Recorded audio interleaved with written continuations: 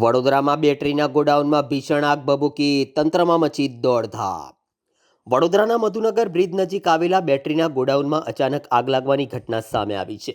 આગ લાગતા જ આગના ગોટે ગોટા ઉઠ્યા હતા, જેના કારણે આસપાસના વિસ્તારમાં અફરાતફરી મચી ગઈ હતી।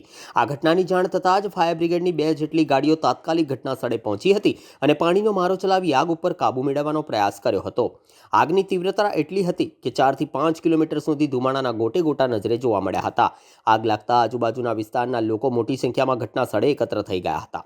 આગના કારણે કોઈ જાનહાનિ થઈ નથી, પરંતુ ગોડાઉનમાં ભારે નુકસાન થવાની આશંકા વ્યક્ત કરવામાં આવી છે।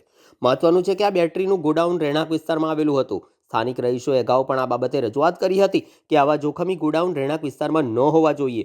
આગ લાગતા જ ડરી ગયેલા સોસાયટીના રહીશો સુરક્ષાના પગલાં તરીકે ધાબા પર પહોંચી ગયા હતા। સ્થાનિક રહીશોમાં પણ આ ઘટનાને લઈને ભારે રોષ જોવા મળ્યો છે અને તેઓ તંત્ર પાસે કડક કાર્યવાહી કરવાની માંગણી કરવામાં આવી હતી।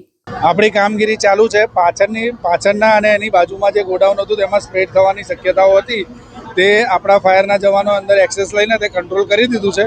હવે એને ફક્ત વધુ પાછળના ભાગમાં જે મકાનો જેવું મને જાણવામાં આવ્યું છે અત્યારે પહોંચ્યો ત્યારે, તો પાછળ ક્યાંય સ્પ્રેડ ના થાય તેની અમે અત્યારે કોશિશ કરી રહ્યા છીએ। અને બીજું કે ફોર્મનો મારો ચલાવીને પણ એનો કંટ્રોલ કરવાનો અમે સેકન્ડ પ્રયત્ન કરીએ છીએ। ફાયર સેફટી કેવું કંઈ એ વસ્તુ સેકન્ડ છે કે જ્યારે ફાયર કંટ્રોલમાં આવી જાય, અત્યારે એનું જીબી કનેક્શન કટ કરાવી દીધું છે। લગભગ કલાક પહેલા મને મેસેજ મળ્યો છે। આપણી લગભગ 7 થી 8 ગાડીઓ અહીંયા સ્ટેન્ડ બાય છે। નુકસાન થયું છે, હજી સર્વે અંદર કરીશું એટલે ખ્યાલ આવશે। શું કારણ કે જાણવા મળ્યું છે કે આ શેની હજી સુધી કંઈ જ ખબર નથી પડી।